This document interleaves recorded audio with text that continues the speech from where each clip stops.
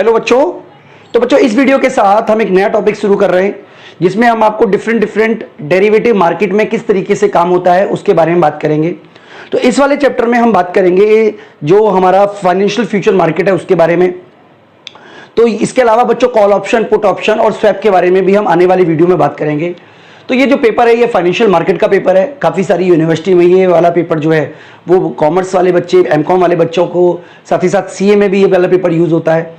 इसके अलावा ये हमारे दिल्ली यूनिवर्सिटी में बीकॉम ऑनर्स में और बीए प्रोग्राम जो ऑप्शनल पेपर है थर्ड ईयर में उनके यहाँ भी यूज़ होता है। तो पूरा का पूरा कंसेप्ट हम आप बच्चों को बताने वाले हैं अपनी वीडियो के थ्रू।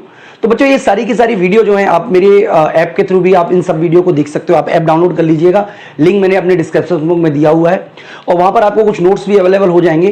तो चलिए स्टार्ट करते हैं। आज का जो टॉपिक है वो है फ्यूचर कॉन्ट्रैक्ट। तो फ्यूचर कॉन्ट्रैक्ट के ऊपर यानी कि ये जो टोटल है फ्यूचर कॉन्ट्रैक्ट उस पर हम 4 वीडियो बनाने वाले हैं, जिसमें से 2 वीडियो तो हम फ्यूचर कॉन्ट्रैक्ट पे बनाएंगे, एक वीडियो जो है वो फॉरवर्ड कॉन्ट्रैक्ट पे बनाएंगे और एक वीडियो में हम आपको फ्यूचर कॉन्ट्रैक्ट और फॉरवर्ड कॉन्ट्रैक्ट में जो डिफरेंस होता है वो आपको सिखाएंगे।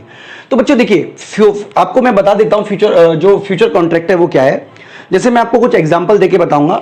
हम अपने एग्जाम्पल में 2 लोगों का नाम मान लेते हैं। एक मान लीजिए राम है, ठीक है, और दूसरा श्याम है। तो ये 2 लोग हैं। तो हम राम और श्याम के एग्जाम्पल से ही आपको पूरा का पूरा कंसेप्ट जो है वो समझाने की कोशिश करेंगे।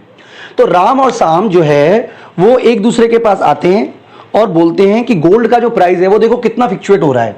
राम को लगता है कि गोल्ड का जो प्राइस है वो भविष्य में जो है वो और बढ़ेगा और श्याम को लगता है कि नहीं जी गोल्ड का प्राइस तो भविष्य में जाके और घटेगा। अब इस गोल्ड को हम बोलते हैं बच्चों अंडरलाइंग असेट्स। यहां पे अंडरलाइंग लिखा हुआ है, ठीक है। तो अंडरलाइंग का मतलब देखिए अंडरलाइंग हर वो चीज हो सकती है जो ट्रेडिंग होती है। जैसे मैं आपको इकोनॉमिक्स पढ़ाता हूं, आप इसको अंडरलाइन नहीं कर सकते हो, अंडरलाइंग असेट्स नहीं मान सकते क्योंकि मैं तो सर्विस दे रहा हूं आप बच्चों को। लेकिन हर वो गुड्स जो बाजार में बिकती है, जिसका बना बनाया मार्केट है, जो खरीदी और बेची जाती है, उसका आप ट्रेडेबल। तो बच्चों अंडरलाइंग असेट्स कुछ भी हो सकती है। आप गोल्ड को भी मान सकते हो, चांदी को भी मान सकते हो, हल्दी को भी मान सकते हो, जीरे को भी मान सकते हो, और भी कोई चीज हो सकती है जो मार्केट में बिकती है, जिसका बनाया बनाया बाजार है, जिसको लोग खरीदने और बेचने के लिए तैयार हैं, ठीक है। यानी कि जिसका बाजार नहीं है वो, चाहे वो गुड्स ही क्यों ना हो, पर जिसका बाजार नहीं है वो अंडरलाइंग असेट्स में शामिल नहीं हो सकती। तो चलिए हम सिंपल मानने के लिए मान लेते हैं गोल्ड है, ठीक है। इसको लगता है कि जो अभी करंट में गोल्ड का प्राइस 30,000 रुपए है, ठीक है, ये करंट प्राइस है। और इसको लगता है कि गोल्ड का प्राइस बढ़ेगा, इसको लगता है गोल्ड का प्राइस घटेगा। दोनों में से किसी को भी कोई भी मान सकता है। तो ये एक एग्रीमेंट करते हैं, लेकिन ये एग्रीमेंट जो होता है वो केवल ऑरली नहीं होता बल्कि रिटन एग्रीमेंट है। यानी कि हम ये कह सकते हैं कि future contract is the legal agreement. आप याद रखिएगा सबसे पहली बात कि ये लीगल एग्रीमेंट है बिटवीन बायर एंड सेलर। यानी कि 2 लोग, जैसे जहां पे राम जो है वो बायर है, उसने एग्रीमेंट बाय कर लिया, ठीक है। बात ये हुई है कि 30,000 रुपए में आज से सही 3 महीने बाद, यानी कि हम चलिए डेट मान लेते हैं, कुछ भी डेट रख लेते हैं, 31 दिसंबर 2020 की डेट रख लेते हैं। तो यहां पर एक डेट हमने रख ली है 31 दिसंबर 2020 को। ये कह देते हैं कि 31 दिसंबर 2020 को 30,000 रुपए में, ठीक है, ये इसको गोल्ड सेल करेगा और ये गोल्ड बाय करने का, यानी कि एक तरीके का प्रॉमिस हो गया। अब यहां पर देखिए क्या हो गया कि a future contract is the legal agreement between buyer and seller in which क्या है, 2 पोजीशन है, एक बायर की पोजीशन है, एक सेलर की पोजीशन है। अब बायर जिसको कि हम लॉन्ग पोजीशन में बोलते हैं, ये क्या है, किस पोजीशन में आएगा, लॉन्ग पोजीशन में, ठीक है। ये टेक्निकल वर्ड है। जो बायर है उसको लॉन्ग पोजीशन में बोलते हैं और जो सेलर है उसको शॉर्ट पोजीशन बोलते हैं।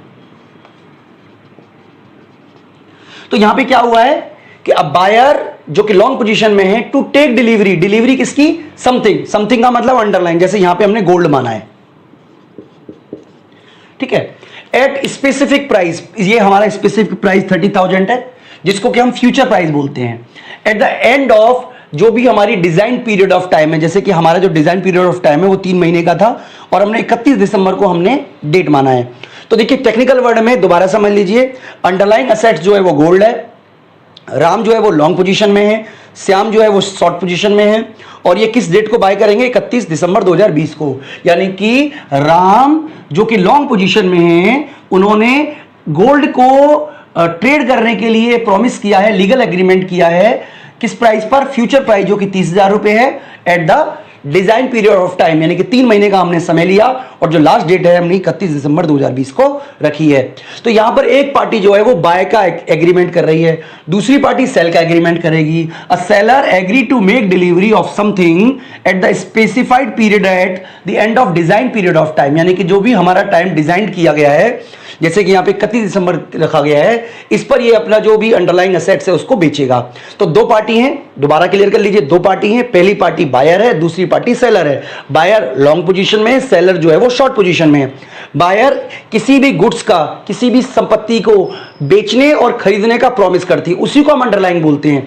ये अंडरलाइंग गोल्ड भी हो सकता है, सिल्वर भी हो सकता है, कोई और भी गुड्स हो सकती है, कमोडिटी भी हो सकती है, कुछ भी हो सकता है, तो इसको बोलते हैं अंडरलाइन। ठीक है, और कब बेचेगा वो? फ्यूचर प्राइस पर और फ्यूचर डेट में। तो जो फ्यूचर प्राइस है वो 30,000 है और जो डेट है वो हमारी डिलीवरी डेट जो है वो 31 दिसंबर रखी गई है। यानी कि यहां पर ये प्रॉमिस किया गया है कि श्याम राम को 30,000 रुपए का जो गोल्ड है, यानी कि 10 ग्राम गोल्ड है, 30,000 का हो या 40 का हो, ठीक है, 10 ग्राम गोल्ड बेचेगा किसको? राम को, और राम 10,000 गोल्ड खरीदेगा।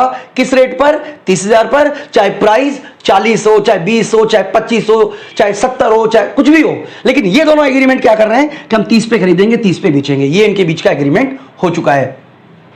तो यहां पर देखिए आगे लिखा हुआ है, the buyer of the future contract will realise a profit if the future price increase. अब मान लीजिए फ्यूचर का प्राइस 40,000 रुपए हो जाता है, मान लीजिए घड़ी के लिए, तो किसको फायदा होगा? बायर को फायदा होगा, क्योंकि बायर को तो ये 30,000 में ही मिलेगा ना।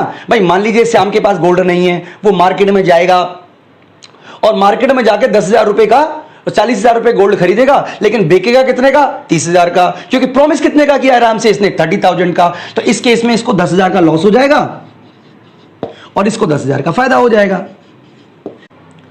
तो देखिए यहां पे जैसे लिखा हुआ है, the buyer of future contract will realise a profit if the future price increase and the seller of the future price will realise profit if the future price fall. यानी कि अगर मान लीजिए फ्यूचर प्राइस 20,000 रुपए का हो जाता है, मान लीजिए,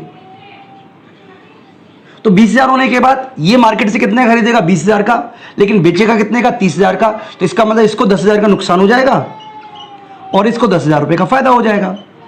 तो इस तरीके से बच्चों फ्यूचर कॉन्ट्रैक्ट काम करता है। यानी कि इस केस में हमें याद रखना है कि the contract with the closest settlement date, यानी कि जो सेटलमेंट डेट के पास में होता है, जैसे मान लीजिए यहाँ पे 30 तारीख को आपने कोई एग्रीमेंट किया, 31 तारीख की डेट को, क्योंकि जब आप इसको फ्यूचर कॉन्ट्रैक्ट को जब आप खरीदते हो, क्योंकि ये एक तरीके से स्टैंडर्डाइज कॉन्ट्रैक्ट होता है, इसका टाइम पीरियड फिक्स होता है, तो उसको हम बोलते हैं नियर बाय फ्यूचर कॉन्ट्रैक्ट। यानी कि जो आप कह सकते हो कि जो डिजाइन डेट के पास में होता है उसे बोलते हैं future near by future contract, और जो सबसे दूर होता है उसको बोलते हैं मोस्ट डिस्टेंस फ्यूचर कॉन्ट्रैक्ट। ठीक है, इसके अंदर क्या होता है, दो पार्टी, अब देखिए यहाँ पे पार्टी ने कॉन्ट्रैक्ट कर लिया, अब दो उसके पास ऑप्शन है। पहला तो ये है कि जो डेट है, ठीक है, उसको उससे पहले यानी कि 31 तारीख से पहले वो लिक्विडेशन कर ले, यानी कि एग्रीमेंट खत्म कर ले। राम उसे एक तरीके से जो जो जो बायर है वो कहे कि जी मैं अब बाय नहीं करूंगा इसलिए मैं सेल कर रहा हूं, तो बायर अगर सेल करेगा और सेलर बाय करेगा तो कॉन्ट्रैक्ट खत्म हो जाएगा। देखिए ना, बात समझिए, जैसे राम को बाय करना है, लेकिन अगर वो बाय करके बेचता है, हम ये मतलब बोलना चाह रहे हैं, और जो बाय करने के बाद बेचने का मतलब है वास्तव में वो बाय नहीं करता, वास्तव में नहीं बेचता।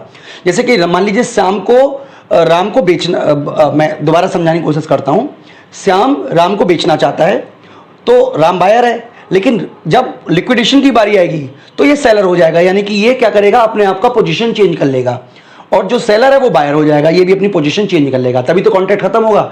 मान लीजिए मैं आपको मार्कर देना चाहता हूं, ठीक है, मैंने आपसे प्रॉमिस किया कि मैं आपको मार्कर बेचूंगा और आपने कहा कि मुझसे आप मार्कर खरीदोगे, लेकिन आप मुझसे नहीं खरीद रहे हो, तो इसका मतलब आपको जो मार्कर है उसकी अपनी जो पोजीशन है वो चेंज करनी पड़ेगी। बस अल्टीमेटली मैं यहाँ पे टेक्निकल भाषा में ये समझाने की कोशिश कर रहा हूँ। इसके अलावा दूसरा ये है कि उस डेट तक, जिस डेट को आपने कहा है उस तक आप वेट करें, जिसे कि आप कैश सेटलमेंट कॉन्ट्रैक्ट भी आप बोलते हो। तो बच्चों यहाँ पर देखिए एक समस्या पैदा हुई, मैं उस समस्या के बारे में आपको बताना चाहता हूँ। जैसे मान लीजिए कि जैसे हमने कहा कि प्राइस जो है सेट्स का वो 40,000 रुपये हो जाता है, तो यहाँ पर आप देख रहे होंगे कि राम को 10,000 का फायदा हो रहा है और श्याम को 10,000 रुपये का नुकसान हो रहा है। अब यहाँ पे राम श्याम से कॉन्टैक्ट करता है, लेकिन श्याम तो फोन उठा ही नहीं रहा या बात ही नहीं कर रहा, तो इस केस में रिस्क किसका है, राम का। यानी कि वो फायदा 10,000 रुपये तो तब होगा ना जब श्याम उसको 30,000 में गोल्ड देगा, लेकिन श्याम तो 30,000 में गोल्ड दे ही नहीं रहा क्योंकि वो तो फोन स्विच ऑफ कर दिया। इसी तरीके से जो राम है, अगर मान लीजिए 20,000 रुपए का हो जाता है और राम फोन ही नहीं उठा रहा, वो कहता है भाई मैं नहीं खरीद रहा, मुझे बात ही नहीं करनी है तुमसे, तो इस तरीके से जो एग्रीमेंट है वो वायलेशन हो जाएगा एग्रीमेंट का, और दोनों को ही रिस्क बना रहेगा। तो इस तरीके के रिस्क से बचने के लिए जो रोल आता है वो क्लियरिंग हाउस का आता है। यानी कि क्लियरिंग हाउस क्या करता है, दोनों के बीच में किस तरीके से कॉन्ट्रैक्ट करने में मदद करता है, क्या क्या क्लियरिंग हाउस का रोल है, वो हम अगली वाली जो वीडियो है पार्ट 2, इसका पार्ट 2, उसमें हम आप बच्चों से बात करेंगे। तो बच्चों यहां पर आपको, मुझे उम्मीद है कि आपको जो फ्यूचर कॉन्ट्रैक्ट है उसके बारे में जानकारी हो गई होगी, जो बेसिक टर्मिनोलॉजी है उसके बारे में। अगली जो वीडियो होगी उसमें हम आपको फ्यूचर कॉन्ट्रैक्ट किस तरीके से काम करता है, कैसे प्रॉफिट अर्न किया जाता है, कैसे लॉस होता है, उस सब के बारे में हम आपसे बात करेंगे। बच्चों इस वीडियो में इतना ही, थैंक यू।